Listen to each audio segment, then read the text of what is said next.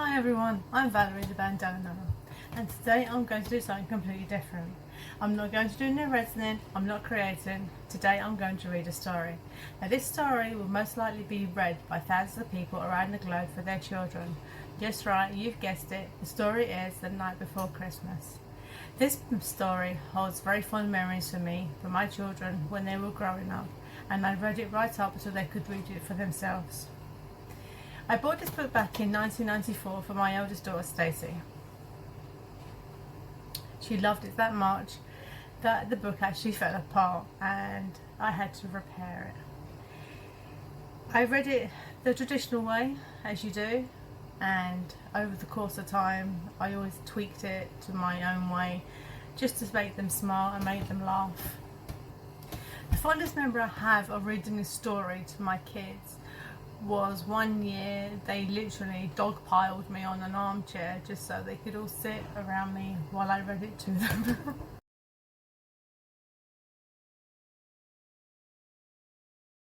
Since becoming a nana to my grandson Kieran, I have been given the opportunity to read that story to him, but now his mum does it for him, so that gets me off the hook and I have no one else to read it to.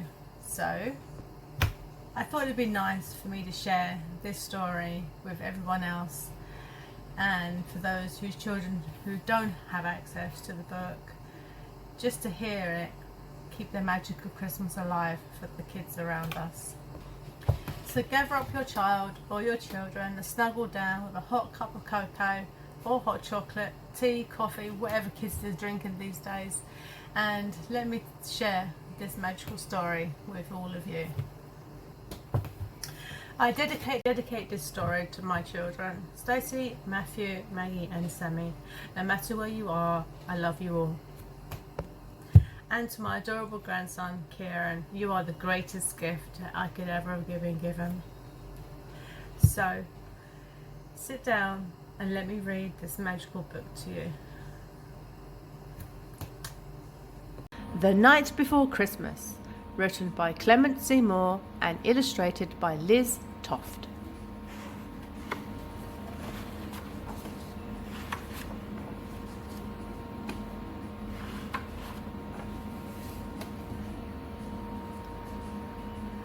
"'Twas the night before Christmas, when all through the house not a creature was stirring, not even a mouse.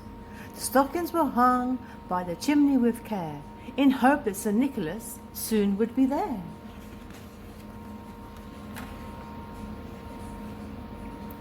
The children were nestled all snug in their beds, while visions of sugar plums danced in their heads, and Mum in her kerchief and I in my cap had just settled our brains for a long winter's nap.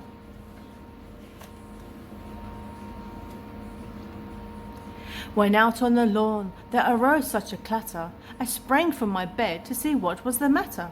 Away to the window I flew like a sash, tore open the shutters and threw up the sash.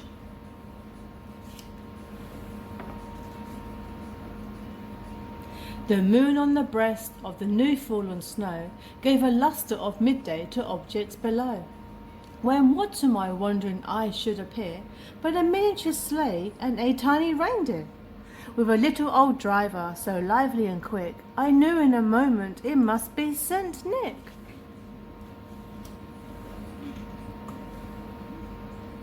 More rapid than eagles, his coursers they came, and he whistled and he shouted and he called them by name. Now Dasher, now Dancer, now Prancer and Vixen, on Comet, on Cupid, on Donner and Blitzen. To the top of the porch, to the top of the wall, now dash away, dash away, dash away all.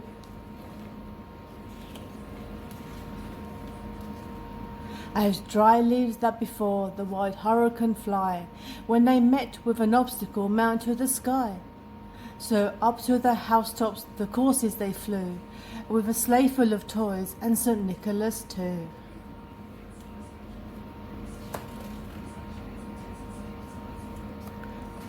And then in a twinkling I heard on the roof the prancing and pawing of each little hoof. As I drew my head and was turning around, down the chimney St. Nicholas came with a bound.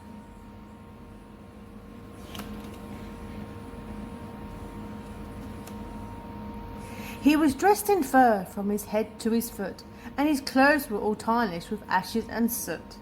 A bundle of toys he had flung on his back, and he looked like a peddler just opening his pack.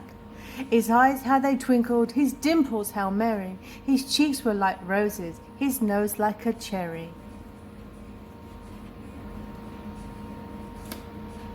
His droll little mouth was drawn up like a bow, and the beard on his chin was as white as the snow.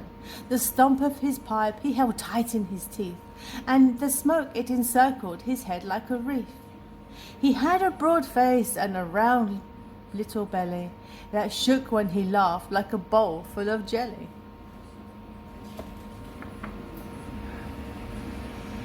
He was chubby and plump, a right jolly old elf, and I laughed when I saw him in spite of myself. In a wink of an eye and a twist of his head soon gave me to know I had nothing to dread. He spoke not a word, but went straight to his work, and filled all the stockings, then turned with a jerk. And laying a finger aside of his nose, and giving a nod, up the chimney he rose. He sprang to his sleigh, to his team gave a whistle, and away they all flew like the down of a thistle. But I heard him exclaim, here he drove out of sight. Happy Christmas to all, and to all a good night.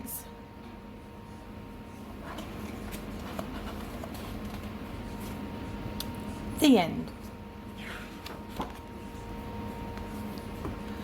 That was The Night Before Christmas, written by Clement Seymour, illustrated by Liz Toft, and read by me, Valerie the Bandana Nana.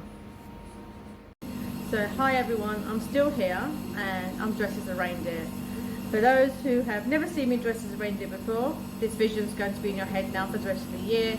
And for those who have seen me as a reindeer before, it's still going to be in your head for the rest of the year.